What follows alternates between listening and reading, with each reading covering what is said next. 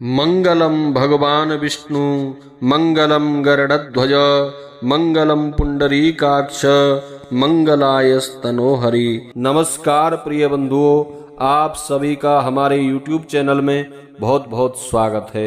आज के इस वीडियो में आप सुनेंगे देवउठनी एकादशी हरि प्रबोधनी एकादशी महात्म्य की पवित्र पावनी कथा। तो कृपया चैनल पर नए हैं, चैनल को सब्सक्राइब कर लें, बेल आइकन को प्रेस कर दें, जिससे कि हमारे चैनल पर आगे आने वाले सभी वीडियो का नोटिफिकेशन आपको प्राप्त हो जाए। बंधुओं, एकादशी व्रत में एकादशी महात्म्य की कथा अवश्य ही श्रवण करनी चाहिए, तभी एकादशी व्रत का पुण्य फल प्राप्त होता है। एकादशी वाले दिन भगवान विष्णु की पूजा अर्चना के उपरांत एकादशी महात्म्य की कथा जरूर श्रवण करनी चाहिए। तो एक बार प्रेम से कहिए, बोलिए विष्णु भगवान की जय, लक्ष्मी नारायण भगवान की जय। बंधुओं, भगवान श्री कृष्ण ने युधिष्ठिर से कहा, युधिष्ठिर, तुम्हारी धर्म के प्रति रुचि देखकर मुझे बड़ी प्रसन्नता हो रही है। अब मैं आपको प्रबोधनी एकादशी का महात्म्य सुना रहा हूँ।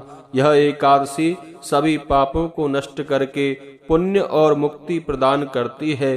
अब मैं ब्रह्मा जी और नारद के बीच हुए वार्तालाप का प्रसंग सुनाता हूँ, जिसे सुनकर आपका धार्मिक ज्ञान बढ़ेगा। भगवान श्री कृष्ण कहते हैं, युधिष्ठिर, एक बार ब्रह्मा जी के पास जाकर देव ऋषि नारद ने प्रश्न किया, पूज्य पिताजी, कृपया यह बताकर कृतार्थ कीजिए, प्रबोधनी एकादशी के व्रत का क्या पुण्य फल होता है।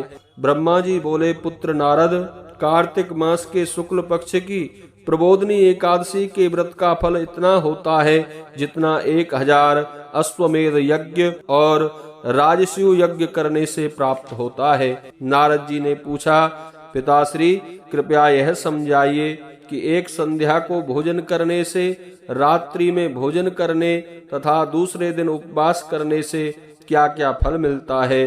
ब्रह्मा जी बोले, हे वत्स, एक संध्या को भोजन करने से 2 जन्म के तथा पूरे दिन का उपवास करने से 7 जन्म तक के पूरे पापों का नाश हो जाता है। प्रबोधनी एकादशी के व्रत से वह वस्तु भी सहज ही मिल जाती है जिसका मिलना तीनों लोकों में मुश्किल है। इसके व्रत से बड़े बड़े पाप सदा के लिए नष्ट हो जाते हैं।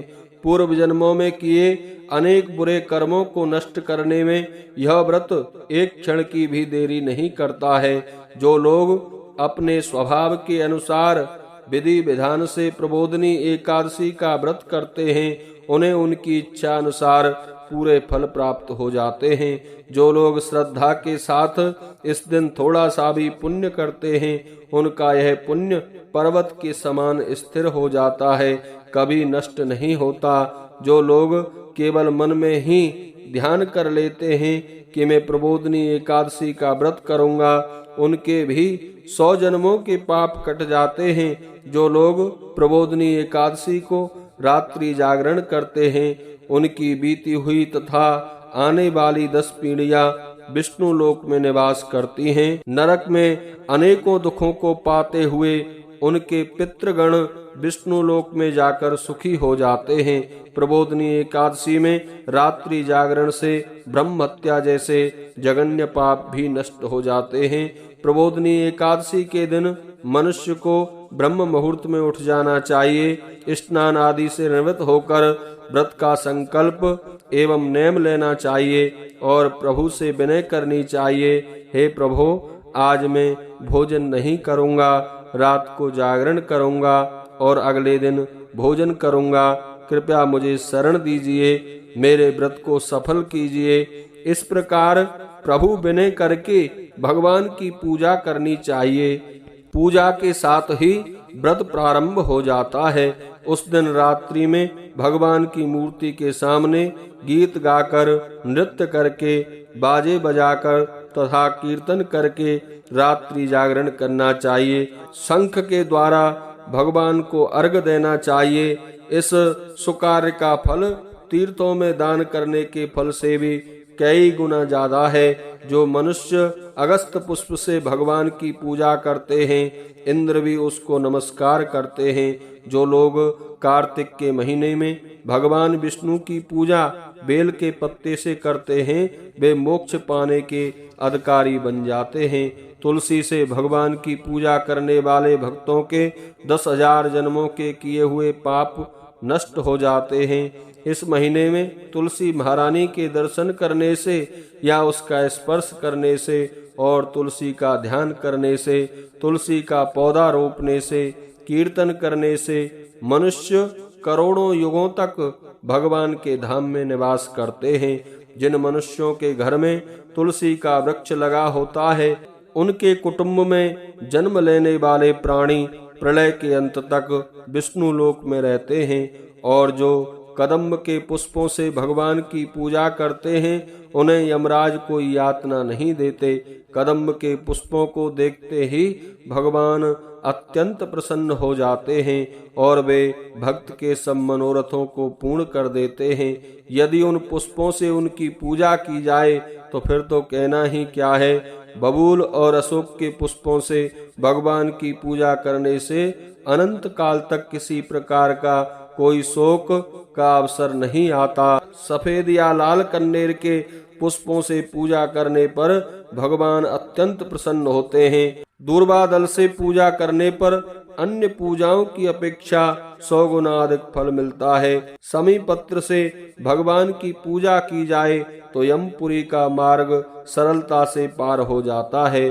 जो मनुष्य चंपा के पुष्पों से भगवान की पूजा करते हैं, वे संसार में आवागमन के चक्कर से मुक्त हो जाते हैं। जो मनुष्य सोने का केतकी का पुष्प बनाकर भगवान पर चढ़ाते हैं, उनके करोड़ों जन्मों के पापों का नाश हो जाता है। जो लोग कमल के सुगंधित पीले और लाल पुष्पों से विष्णु भगवान की पूजा करते हैं, उन्हें श्वेत द्वीप का निवास प्राप्त होता है।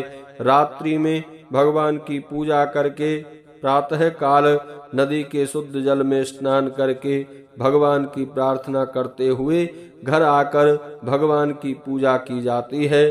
फिर ब्राह्मणों को सम्मान के साथ भोजन करा के दक्षिणा देकर संतुष्ट करना चाहिए।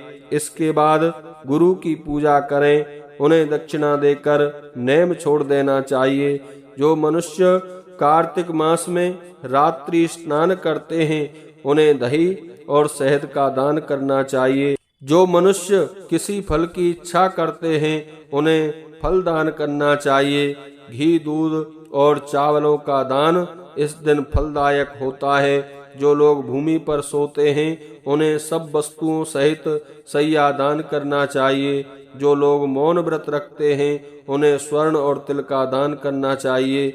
जो लोग कार्तिक के महीने में जूते नहीं पहनते, उन्हें जूतों का दान करना चाहिए। और जो लोग इस महीने में नमक का सेवन नहीं करते, उन्हें शक्कर या चीनी का दान करना चाहिए। जो लोग चातुर्मास व्रत में किसी वस्तु का त्याग कर देते हैं, इस दिन से वे उन वस्तुओं का प्रयोग पुनः प्रारंभ कर सकते हैं। जो लोग विधि पूर्वक देव प्रबोधनी एकादशी का व्रत करते हैं, उन्हें मिलने वाले सुख का कभी अंत नहीं होता। सुख पूर्वक जीवन बिताकर अंत में वे स्वर्ग में चले जाते हैं। जो लोग चातुर्मास व्रत को पूरा करते हैं, उन्हें फिर संसार में जन्म लेकर दुख नहीं भोगने पड़ते।